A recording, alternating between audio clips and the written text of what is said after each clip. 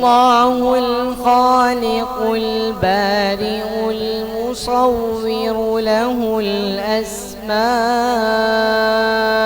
الحسنى يسبح له ما في السماوات والأرض وهو العزيز الحكيم. صدق الله العظيم.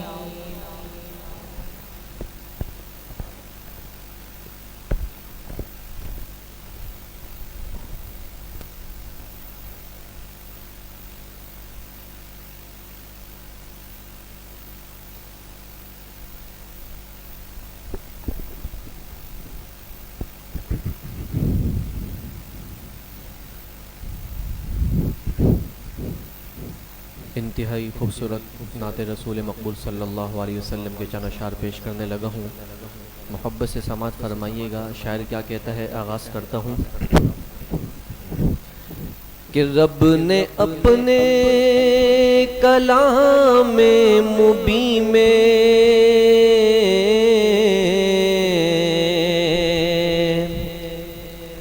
رب نے اپنے کلام مبین میں کی ہے مدحت میرے مصطفیٰ کی. رب نے اپنے کلام مبین میں کی ہے مدحت میرے مصطفیٰ کی. رب نے اپنے کلام مبین میں کی ہے مدحت میرے مصطفیٰ کی. رب نے اپنے کلام مبین میں کی ہے مدحت میرے مصطفیٰ کی. رب نے اپنے کلام مبین میں کی ہے مدحت میرے مصطفیٰ کی. کی ہے مدحت میرے مصطفیٰ کی. بادشاہوں سے بڑھ کر ہے دیکھو, بادشاہوں سے بڑھ کر ہے دیکھو شان و شوکت میرے مصطفیٰ کی. بادشاہوں سے بڑھ کر ہے دیکھو شان و شوکت میرے مصطفیٰ کی. اور جو کہ ٹکڑے ہی کھا کر سبھی کو حکمرانی کے جوہر سکھائے. جو کہ ٹکڑے ہی کھا کر سبھی کو حکمرانی کے جوہر سکھائے. ہاں حکمرانی کے جوہر سکھائے. بیٹھ کر ایک چٹائی پہ دیکھو, بیٹھ کر ایک چٹائی پہ دیکھو یہ حکومت میرے مصطفیٰ کی. بیٹھ کر ایک چٹائی پہ دیکھو یہ حکومت میرے مصطفیٰ کی. بادشاہوں سے بڑھ کر ہے دیکھو شان و شوکت میرے مصطفیٰ کی. انبیاء کی وصیت میرے مصطفیٰ, بابا آدم کی عظمت میرے مصطفیٰ, شیس کی عظمتیں اپنی ساری جگہ, بزم لقمان کی حکمت میرے مصطفیٰ, نوح کی تبلیغ میں جن کا آیا ذکر, ہود و صالح کی چاہت میرے مصطفیٰ وہ خلیلوں سبھی کی دعا کا اثر ہے مسیح کی بشارت میرے مصطفیٰ اب نبینا قیامت تلک آئے گا اب نبینا قیامت تلک آئے گا اب قیامت تلک ہے میرے مصطفیٰ رب نے اپنے کلام مبین میں کی ہے مدحت میرے مصطفیٰ کی ان کے در پہ جو آتا سوالی لوٹ کر وہ نہ جاتا تھا خالی ان کے در پہ جو آتا سوالی لوٹ کر وہ نہ جاتا تھا خالی ہاں لوٹ کر وہ نہ جاتا تھا خالی دیکھ کر ہر سخی منہ چھپاتا دیکھ کر ہر سخی منہ چھپاتا یہ سخاوت میرے مصطفیٰ کی بادشاہوں سے بڑھ کر دیکھو شان و شوکت میرے مصطفیٰ کی اور تاجدار شریعت میرے مصطفیٰ وہ ہے رحمت ہی رحمت میرے مصطفیٰ وہ ہے برکت ہی برکت میرے مصطفیٰ جن کا روزہ ہے جنت میرے مصطفیٰ چھین سکتا نہیں کوئی صدیق سے چھین سکتا نہیں کوئی صدیق سے دے گئے ہیں خلافت میرے مصطفیٰ رب نے اپنے کلام مبین میں کی ہے مدحت میرے مصطفیٰ کی در پہ آقا کے طارق تو جانا اپنے آقا کو نعتیں سنانا در پہ آقا کے طارق تو جانا اپنے آقا کو نعتیں سنانا اپنے آقا کو نعتیں سنانا سن کے تجھ سے ہر ایک جھوم اٹھے سن کے تجھ سے ہر ایک جھوم اٹھے نعت مدحت میرے مصطفیٰ کی رب نے اپنے کلام مبین میں کی ہے مدحت میرے مصطفیٰ کی بادشاہوں سے بڑھ کر ہے دیکھو شان و شوکت میرے مصطفیٰ کی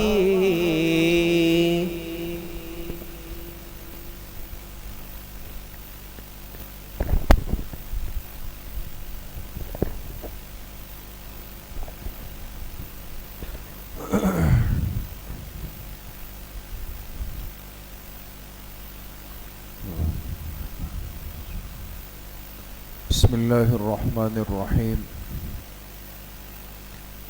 الحمد للہ وکفا وسلام علی عباده الذین اصطفى خصوصا علی سید الرسل وخاتم الانبیاء وعلى آلہ واصحابہ الاتقیاء اما بعد فاعوذ باللہ من الشیطان الرجیم بسم اللہ الرحمن الرحیم قل نار جہنم اشد حرا لو كانوا يفقهون وقال رسول اللہ صلی اللہ علیہ وسلم ابردوا بالصلاة فإن شدة الحر من فیح جہنم صدق اللہ وصدق رسولہ النبی الکریم تمام احباب ایک مرتبہ محبت و عقیدت سے درود شریف پڑھ لیں اللهم صل على محمد وعلى آل محمد كما صليت على إبراهيم وعلى آل إبراهيم إنك حميد مجيد اللهم بارك على محمد وعلى آل محمد كما باركت على إبراهيم وعلى آل إبراهيم إنك حميد مجيد. میرے انتہائی قابل قدر دوستوں، بھائیوں اور بزرگوں، الحمدللہ حسب ترتیب دین کی بات سننے کی نسبت سے ہم سب یہاں پر جمع ہیں. اللہ تعالیٰ آپ سب کی اس حاضری کو، اس بیٹھنے کو، سننے اور سنانے کو اپنی بارگاہ عالیہ میں قبول فرمائے، اور اس مجلس کو اللہ پاک ہم سب کے لیے ظاہر و باطن کی اصلاح کا ذریعہ بنائے. اس پوری کائنات کے نظام پر مکمل اختیار اور قدرت صرف ایک ذات کو حاصل ہے، اور وہ ذات کس کی ہے؟ اللہ کی. وہ وحدہ لا شریک ذات ہے جس کو پورا اختیار، پوری طاقت اور قدرت ہے کہ وہ اس کائنات میں جو چاہے، جیسے چاہے، جب چاہے وہ کر دے. نہ اللہ کے فیصلے کو کوئی روک سکتا ہے، نہ اللہ کے فیصلے میں کوئی رکاوٹ بن سکتا ہے. قادر مطلق بادشاہ ہے. لیکن جتنی چیزیں اللہ پاک نے اس کائنات کے اندر پیدا کی، اس انسان کے لیے ہر چیز کے اندر ایک بہت بڑا سبق رکھا ہے. ظاہر کی آنکھ کو دیکھنے کی وجہ سے ہم ہر چیز کا ظاہری سبب ڈھونڈتے ہیں، اور اللہ سے تعلق جب انسان کا کمزور ہو تو اس ظاہری سبب پہ انسان رک جاتا ہے، آگے نہیں بڑھتا. اس وقت موسم گرم سے گرم تر ہوتا چلا جا رہا ہے، ایسا ہی ہے نا، گرمی بڑھ رہی ہے، اور انسان امید رکھتا ہے شاید کل بہتر ہو، لیکن جب اگلا دن آتا ہے تو گرمی اور شدید ہے. اور پھر بتایا جاتا ہے کہ کراچی میں موسم اور گرمی کی طرف جائے گا. اب سردی آئی اللہ کے حکم سے، وہ ختم ہوئی، اب گرمی شروع ہو رہی ہے تو بھی اللہ کے حکم سے. لیکن اس سردی اور گرمی کے آنے سے اور اس کے جانے سے ایک مومن مسلمان کو کیا سبق اور کیا پیغام مل رہا ہے، اصل بات یہ سمجھنے کی. یہ تو پڑھ لیا دوستو، یہ تعلیم تو آپ کے پاس میرے پاس آ گئی کہ اللہ نے سال میں 4 موسم پیدا فرمائے، سردی، گرمی، خزاں اور بہار. یہ تو ہم نے کتابوں سے علم حاصل کر لیا کہ اللہ نے 4 موسم پیدا فرمائے. یہ بھی پتہ چل گیا کتابوں سے، علم سے، کہ اللہ کا بنایا ہوا جو سورج ہے، جو شمس ہے، یہ سورج جتنا کرۂ ارض سے، اس زمین کے دائرے سے جتنا قریب ہوتا جاتا ہے، تو اس قرب کی وجہ سے سورج کی گرمی کا اثر کس پہ پڑے گا؟ زمین پہ پڑے گا. اور جتنا یہ سورج، یہ شمس کرۂ ارض سے دور ہو جاتا ہے، تپش اور گرمی کم ہو جاتی ہے، سردی کی شدت یہاں بڑھ جاتی ہے. یہ تو ہمیں تعلیم نے سکھا دیا، کتابوں نے سکھا دیا. یہاں تک مسلمان کا ذہن بھی پہنچا، کافر کا ذہن بھی پہنچا، بلکہ کافر نے اس پر اور بھی تحقیق کی، ہم سے زیادہ کی، ریسرچ کر لی کہ سورج کی گردش کیسے ہے، کتنے وقت میں ہے، کب قریب آئے گا، کس تاریخ کو دور ہو جائے گا. انہوں نے اس پہ بڑے بڑے تحقیقاتی ادارے، ٹیمیں تیار کی، اور پوری دنیا میں اس پہ کام ہو رہا ہے. لیکن میرے عزیز و دوستو، بزرگوں، اس ذہن نے یہ نہیں سوچا کہ اتنے بڑے سورج کو زمین کے قریب کون لے آتا ہے، پھر پیچھے کون لے جاتا ہے؟ کوئی چیز تو ہوگی نا.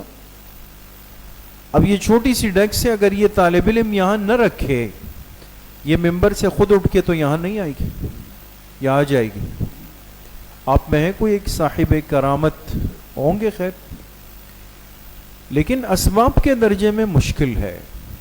اس چھوٹی سی ڈیسک کو بھی اٹھا کے رکھنا ہے، اور جب دعا ہوگی پھر اس کو اٹھا کے اوپر رکھنا ہے. یہ بھی انسان کے ہاتھوں کی محتاج ہے اسباب کی دنیا میں. اتنا بڑا سورج ہے، اتنا بڑا چاند ہے، اتنے سارے ستارے ہیں، ان کو ان کی گردش میں، ان کے محور میں، ان کے دائرے میں کون گھما رہا ہے؟ وہ کون سی طاقت ہے جو سورج سے بھی زیادہ بڑی طاقت ہے، سورج کو قریب لے آتی ہے؟ اور وہ کس کی طاقت ہے کہ جو اتنے بڑے سورج کو زمین سے دور لے جاتی ہے؟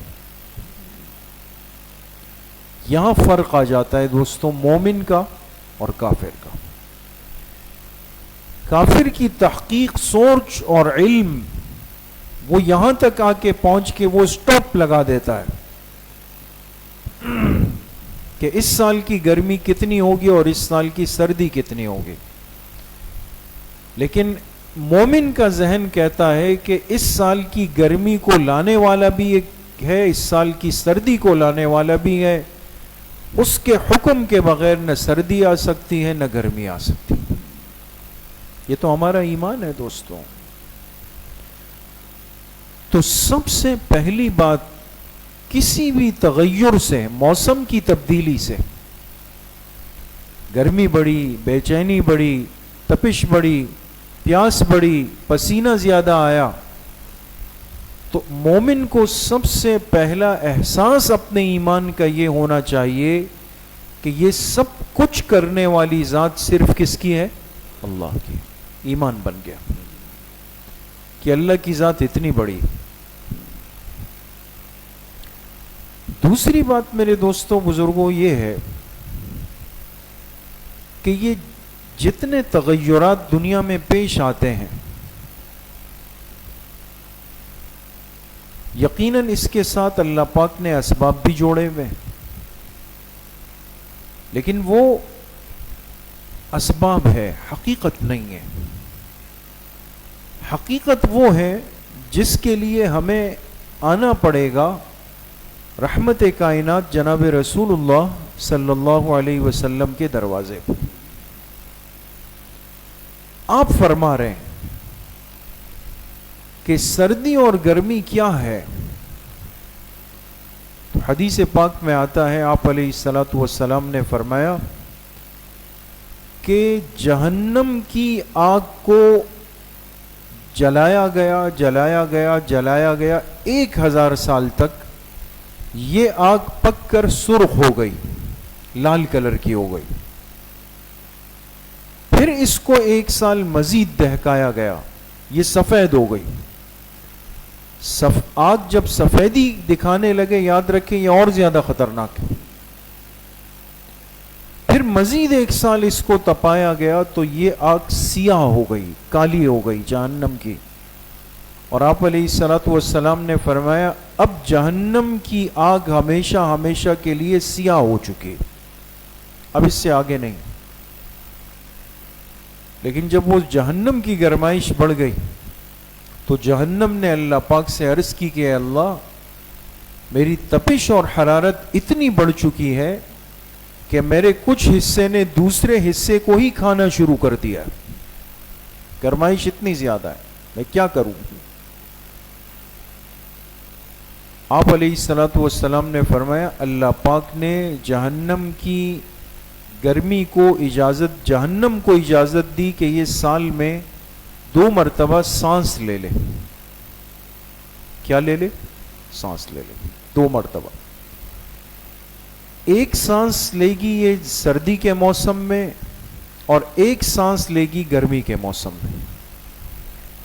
آپ علیہ الصلاۃ والسلام نے فرمایا جب جہنم سردی میں سانس لیتی ہے تو اس کا اثر ہوتا ہے کہ زمین کی سردی نہایت شدید ہو جاتی، جو سردی کی شدت بڑھ جاتی ہے نا، کبھی انسان پریشان ہو جاتا ہے.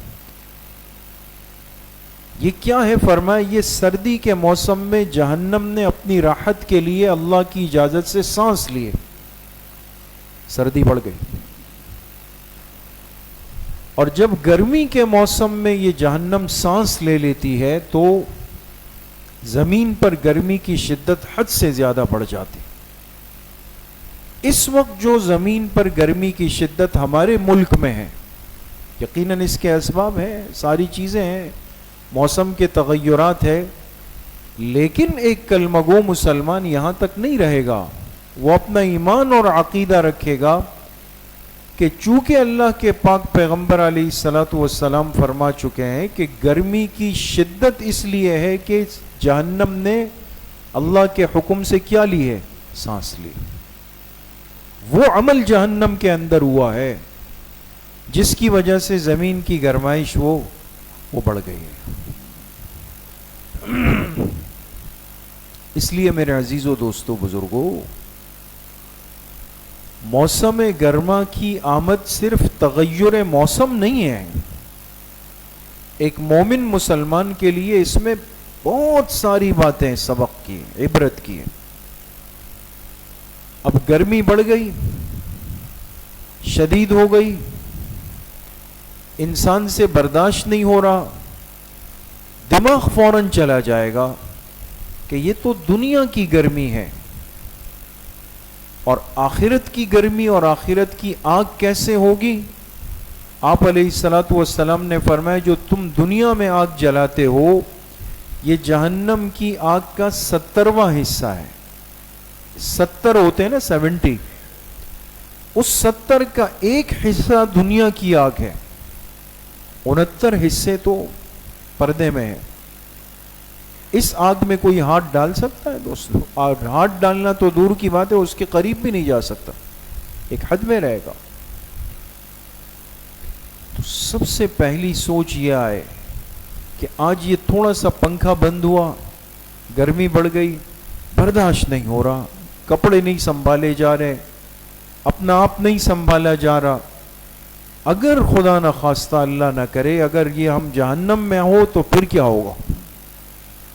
فوراً انسان اللہ پاک کی طرف متوجہ ہو اور جہنم سے اللہ پاک سے پناہ مانگے. بات سمجھ؟ پھر جب پسینہ آئے جسم پر گرمی کی وجہ سے تو صرف آستینے چڑھا کے ہم کہتے ہیں کتنی گرمی ہے یار، پسینہ پسینہ ہو گیا. لیکن اس سے ایک مومن کا خیال کہاں جائے گا؟ حدیث پاک میں آتا ہے، آپ علیہ السلام نے فرمایا کہ قیامت کے دن سورج کو 1 میل کے فاصلے پر لایا جائے گا. میل. پھر محدثین اس پر بحث کرتے ہیں کہ میل سے مراد کیا ہے، وہ ایک الگ بات ہے. پھر آپ علیہ الصلوۃ والسلام نے فرمایا کہ اس قرب شمس کا اثر یہ ہوگا کہ جسم سے پسینہ نکلے گا تو بعض لوگ جب کھڑے ہوں گے تو ان کے ٹخنوں تک ہوگا، جو پیر کے ٹخنے ہیں، اور فرمایا بعض لوگوں کے گھٹنوں تک آئے گا، اور تیسرے نمبر پہ فرمایا بعض لوگوں کے ناف تک، جہاں اظہار بند باندھا جاتا وہاں تک آئے گا. آگے حدیث کے راوی کہتے ہیں کہ جب چوتھا نمبر آپ علیہ الصلوۃ والسلام نے بیان فرمایا، اور کیجئے گا دوستوں، کہ چوتھا نمبر جب آپ علیہ الصلوۃ والسلام نے بیان فرمایا تو باقی 3 میں تو الفاظ استعمال فرمائے کہ ٹخنوں تک، گھٹنوں تک، ناف تک. جب چوتھے نمبر پہ اللہ کے پاک پیغمبر علیہ السلام پہنچے تو صحابہ کو ایسے اشارہ کیا ہونٹوں کے نیچے کہ بعض لوگوں کا پسینہ کہاں تک آئے گا؟ ان کے ہونٹوں تک آ جائے. یہ حالات آنے ہیں. دنیا کا پسینہ ایک صاحب ایمان کو اس میدان محشر کے پسینے کا احساس دلاتا. پھر گرمی بڑھے تو انسان چاہتا ہے کسی چھت کے نیچے، درخت کے نیچے، کسی سائبان کے نیچے سائے میں بیٹھ جاؤں. پھر دماغ انسان کا چلا جائے کہ میدان محشر میں کوئی سایہ نہیں ہوگا سوائے اللہ کے عرش کے سائے کے، اور مجھے اللہ کے عرش کا وہ سایہ مل جائے اور ان 7 خوش نصیب بندوں میں جنہیں اللہ عرش کے سائے میں قیامت کے دن رکھیں گے، میں بھی اس میں چلا جاؤں۔ پھر اگر انسان کے پیر میں جوتے نہیں ہے دوستو، چپل نہیں ہے، یا کوئی چٹائی دری قالین کچھ بھی نہیں ہے، تو کھلی زمین پر ننگے پیر کے ساتھ کھڑا ہونا کتنا مشکل ہے، پیر جلتے ہیں۔ تو پھر دماغ چلا جائے گا کہ وہ دن آئے گا کہ میدان محشر کی زمین حدیث پاک میں آتا ہے تانبے کی بنا دی جائے گی، پک رہی ہوگی، جل رہی ہوگی۔ جب اس سیمنٹ اور ٹائلوں اور ماربلوں کے بنے ہوئے فرش پر ہم نہیں کھڑے ہو سکتے گرمی میں، وہاں کیا ہوگا؟ اس لیے میرے محترم دوستوں، بھائیوں، بزرگوں، موسم گرم ہو جائے، ایک صاحب ایمان کو آخرت کے یہ سارے احوال سامنے آئے، یہ سب چیزیں پیش آنی ہیں۔ یہ تھوڑی سی گرمی، یہ لوڈ شیڈنگ، یہ پنکھے کا بند ہونا، یہ پسینے، یہ تو میں نہیں کر سکتا برداشت، یہ تو دنیا ہے۔ آخرت میں کیا ہوگا؟ پھر کیا کریں گے؟ اس لیے قرآن کریم میں اللہ رب العزت کا ارشاد ہے، قُلْ نَارُ جَهَنَّمَ أَشَدُّ حَرًّا۔ جب ایک جہاد کا موقع آیا نا، آپ علیہ السلام صحابہ کو لے کے نکلنے لگے۔ اب عرب کی گرمی تو الگ شان کی ہوتی، تو جو منافقین تھے، منافق قسم کے لوگ تھے، انہوں نے جب دیکھا کہ بھئی یہ تو اتنی سخت گرمی میں اور جہاد کے لیے، دشمن سے لڑنے کے لیے کہاں کی عقل مندی ہے۔ فرح المخلفون بمقعدهم خلاف رسول اللہ وَكَرِهُوا أَن يُجَاهِدُوا بِأَمْوَالِهِمْ وَأَنفُسِهِمْ۔ آگے کیا فرمایا؟ وَقَالُوا لَا تَنْفِرُوا فِي الْحَرِّ۔ منافق خود تو نہیں جا رہے تھے، کھسک گئے، پیچھے بیٹھ گئے، کہ اس گرمی میں ہم کیسے جائیں گے، بہانے بنا بنا کے پیچھے سرک گئے۔ اور جو صحابہ تھے ان کو کہنے لگے، کچھ شعور حاصل کر لو، سمجھ حاصل کر لو، لا تنفروا فی الحر، اس شدید گرمی میں اس شخص کے کہنے پہ مت نکلو۔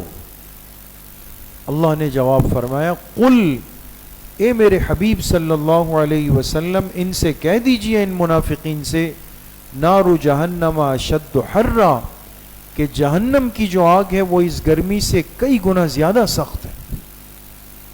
آج تو اس سے بھاگ رہے ہو، اس دن کیا کرو گے؟ تو دنیا کی گرمی کے موسم میں، گرمی کی شدت میں، آخرت کے ان احوال کا بہت بڑا حصہ ہے دوست۔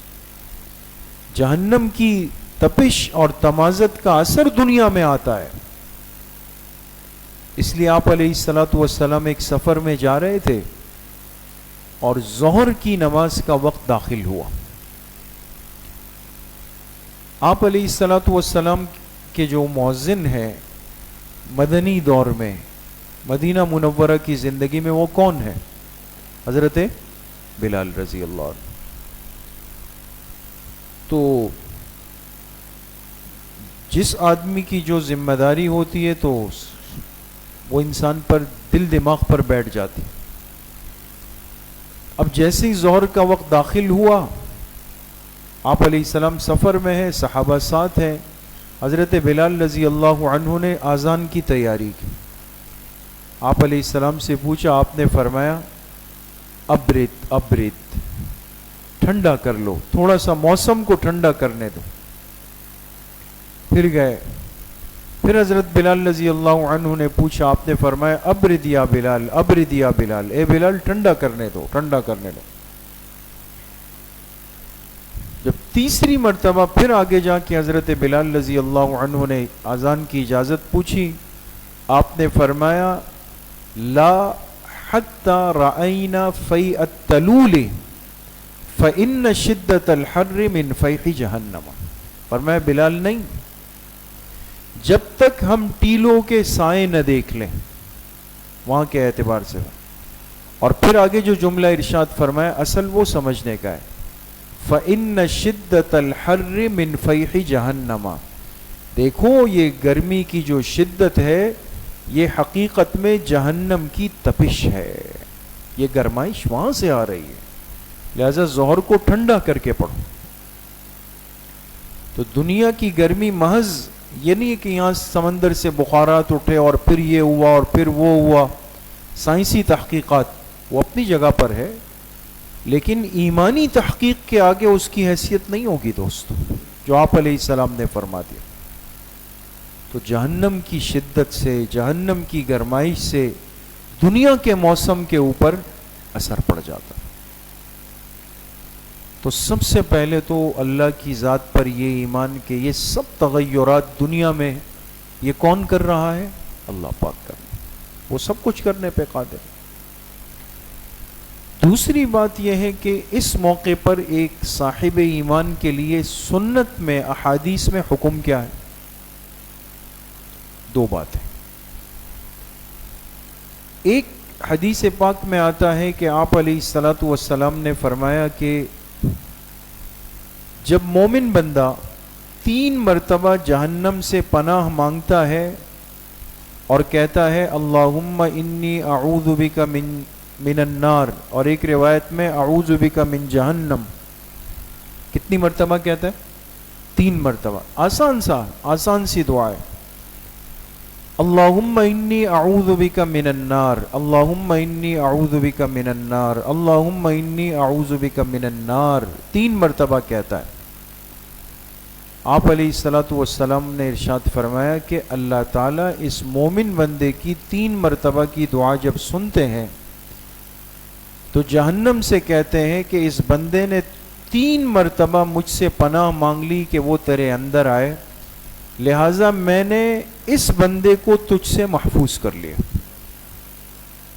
اب دیکھیں نا، گرمی ہے، آخرت کی گرمی کا احساس ہو، ہم 3 مرتبہ دعا پڑھ لیں، حدیث سے ثابت ہے۔ پھر آپ علیہ الصلاۃ والسلام نے فرمایا اور جو بندہ 3 مرتبہ جنت مانگ لے، اللہم انی اسألک الجنہ، اللہم انی اسألک الجنہ، اللہم انی اسألک الجنہ، 3 مرتبہ کہہ دے، اللہ پاک جنت سے خطاب کر کے کہتے ہیں جنت اس بندے نے مجھ سے 3 مرتبہ تجھے مانگ لیا، لہذا میں نے اس کے لیے لکھ دیا کہ وہ تیرے اندر ضرور آ جائے۔ کتنا آسان ہے دوست۔ کون کون یہ دعا مانگے گا؟ سب مانگیں گے انشاءاللہ۔ ایک تو یہ عمل ہو گیا۔ دوسری بات ابھی جو اشارتاً گزر گئی کہ اس موقع پر آپ علیہ الصلاۃ والسلام نے آخرت کی کیفیت ذکر کی، میدان محشر کا ذکر کیا اور فرمایا کہ اس دن اللہ کے عرش کے سائے کے علاوہ کوئی سایہ نہیں ہوگا، کھلے میدان میں ہوگا۔ تو اس سائے میں 7 قسم کے لوگ چلے جائیں گے، 7، اور ان 7 افراد کی نشاندہی کی کہ یہ بندہ، یہ بندہ، یہ بندہ، یہ بندہ، یہ بندہ، یہ بندہ اور یہ بندہ۔ اب وہ 7 قسم کے خوش نصیب ہیں۔ ہمیں پتہ بھی چل گیا کہ پہلے نمبر پہ جو عادل حکمران، عادل بادشاہ ہے، دوسرے نمبر پہ وہ شخص جس کی جوانی اللہ کی عبادت میں گزر جائے، نوجوانوں کے لیے، تیسرے نمبر پہ وہ شخص جس کا دل مسجد سے اٹکا ہوا ہو، جڑا ہوا ہو، چوتھے نمبر پہ وہ شخص کہ جس کو ایک خوبصورت منصب اور جمال والی عورت نے گناہ کی دعوت دی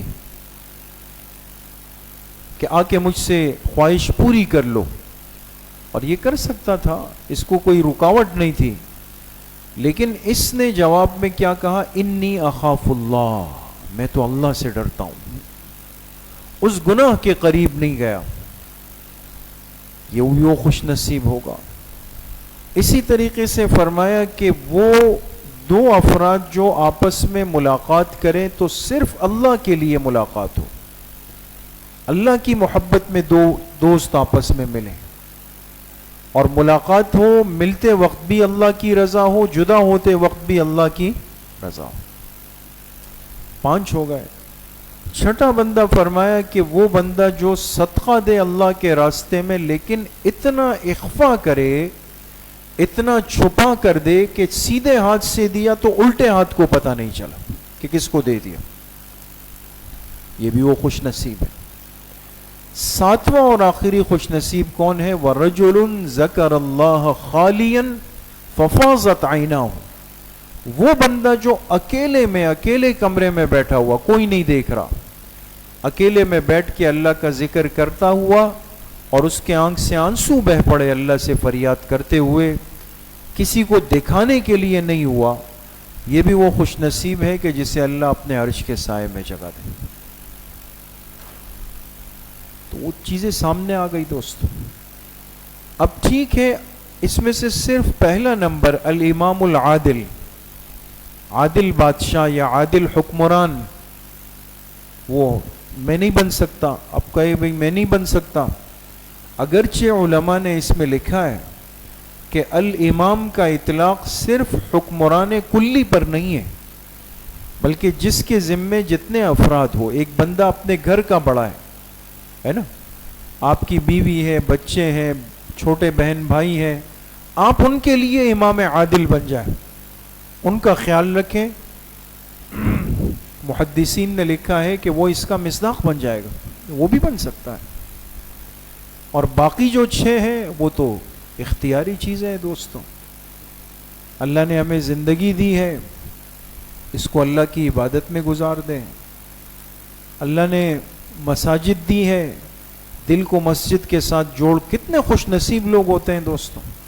آپ دیکھیں تھوڑی دیر کے لیے گھر جاتے ہیں، پھر آپ دیکھیں تسبیح پڑھتے ہوئے پھر مسجد آ رہے ہوتے ہیں، جاتے ہیں پھر آتے ہیں، جاتے ہیں پھر آتے ہیں۔ کتنے ساتھی عصر سے عشاء تک مسجد میں بیٹھتے ہیں۔ یہ سب چیزیں اس کے اندر شامل ہیں۔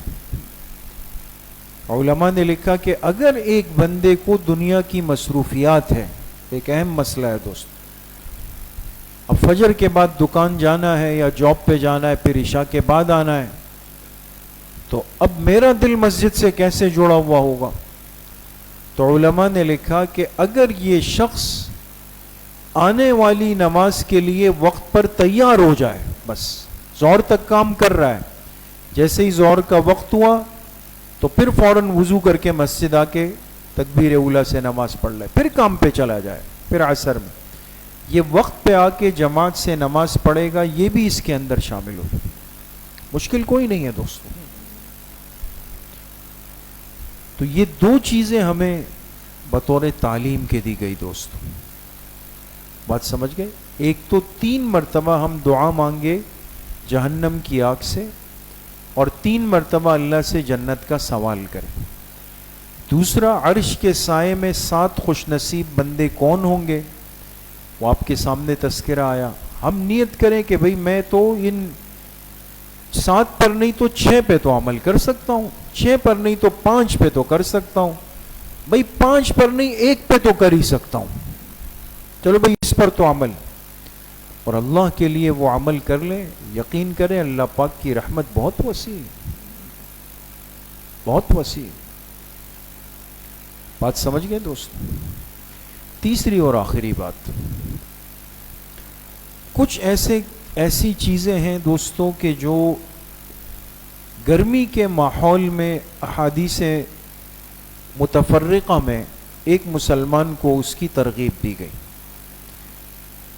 ایک روایت میں آتا ہے آپ علیہ الصلوۃ والسلام نے فرمایا تم پناہ مانگو ان بیماریوں سے جو گرمی کے موسم میں آ جاتی ہے۔ دیکھیں، تم پناہ مانگو ان بیماریوں سے جو گرمی کے موسم میں آ جاتی۔ اب دیکھ، گرمی کا موسم شروع ہوا، اس کی وجہ سے بہت سارے امراض پھیل جاتے ہیں، وائرل بخار آ جاتا ہے، نزلہ زکام کھانسی آ گیا، کیا آ گیا کیا آ گیا کیا آ گیا، مختلف چیزیں آ گئی۔ تو اس پتہ چلا کہ ایک مومن مسلمان گرمی کے موسم میں احتیاط بھی کرے گا۔ اب چاہے کتنے صحت مند اور نوجوان ہو، لیکن گرمی شدید ہو جائے اور میں کہے نہیں جی میں تو کر سکتا ہوں کام، پھر کیا ہوتا ہے 3 دن کے بعد 3 دن کے لیے بستر پہ چلے گئے، یا خدا نخواستہ کوئی تکلیف ہو گئی، کوئی حادثہ ہو گیا۔ ایک تو انسان کوشش بھی کرے اپنی صحت کے لیے اور گرمی کی بیماریوں سے پناہ مانگے اس حدیث پر عمل کرتے ہوئے، ایک چیز۔ دوسری بات آپ علیہ الصلوۃ والسلام نے فرمائی کہ جب گرمی شدید ہو جائے تو شدت والی جگہ پر مت بیٹھو، یعنی جہاں کوئی سائبان، کوئی سایہ نہ ہو، کھلے سورج کی گرمی کے نیچے انسان نہ بیٹھے، اس لیے کہ اس سے نقصان ہوگا انسان کو، جلد کو نقصان ہوگا، دماغ پہ اس کا اثر پڑتا ہے۔ آپ نے عرب کو نہیں دیکھا؟ اہل عرب وہ سر پہ کیا رکھتے جی؟ رومال لگتا ہے نا، سرخ رومال ہے یا سفید رومال ہے، تو وہ کیوں رکھتے ہیں دوستو؟ یہ تھوڑی ہے کہ وہ سب ہی شیوخ ہے یا دکتور ہے یا علماء ہے، وہ تو عرب کا ایک لباس کا حصہ بن گیا ہے۔ وجہ اس کی یہ ہے کہ وہاں پر پہاڑ صحراؤں کی کثرت ہے، وہ گرمائش انسان کے دماغ اور گردن پہ اثر کرتی، اس کی حفاظت کے لیے انہوں نے اس کو لباس کا حصہ بنایا تھا۔ کچھ چیزیں سمجھنی چاہیے۔ تو معلوم ہوا کہ انسان کے پاس اتنا شعور ہو کہ جان بوجھ کے جا کے گرم جگہ پہ نہ بیٹھے۔ تیسری بات یہ فرمائی کہ سائے والی جگہ میں کوئی گندگی مت کرو۔ جو جگہ سایہ دار ہو، مثال کے طور پہ آپ نے دیکھا ہوگا بعض جگہ پہ بیٹھنے کے لیے بینچیں بنی ہوتی ہے، کرسیاں لگی ہوتی ہے، گراؤنڈ میں، پارکوں میں درختوں کے نیچے بن جاتی ہے۔ اب ہم تو اس درجے میں آ گئے دوستوں کہ قضائے حاجت کے لیے بیٹھیں گے تو جا کے درخت کے نیچے بیٹھ جائیں گے، بینچ کے پیچھے بیٹھ جائیں گے، وہ ساری جگہ گندی کر دیں گے تاکہ وہ بیٹھنے کی۔ حدیث پاک میں منع آیا، جہاں انسان کی بیٹھک ہو، سایہ دار جگہ ہو، اس کے نیچے قضائے حاجت کرنے سے، گندگی پھیلانے سے منع کیا، یہ مت کرو۔ بات سمجھ گئے؟ اس سے انسان کو اجتناب کرنا چاہیے۔ چوتھی بات یہ ہے کہ اگر اللہ نے انسان کو وسعت دی ہے تو وہ اپنے مال سے سایہ دار جگہ کا اہتمام کرے، جگہ بنائے۔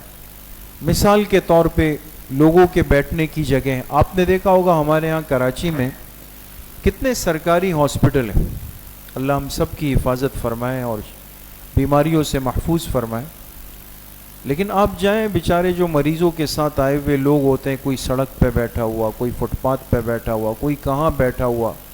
اب بہت سارے ایسے ادارے اور چیریٹی فاؤنڈیشن بن کے انہوں نے ان کے لیے صاحبان بنائے، چھپر بنائے، بہت بڑی نیکی کا کام ہے دوست۔ آپ کسی جگہ پر ہے، آپ کو اختیار ہے، آپ کے ملازم ہے، چوکیدار ہے، خادمین ہے، ان کے بیٹھنے کی جگہ، ان کے لیے سائے کا انتظام کریں، بہت بڑا عمل ہے گرمی میں۔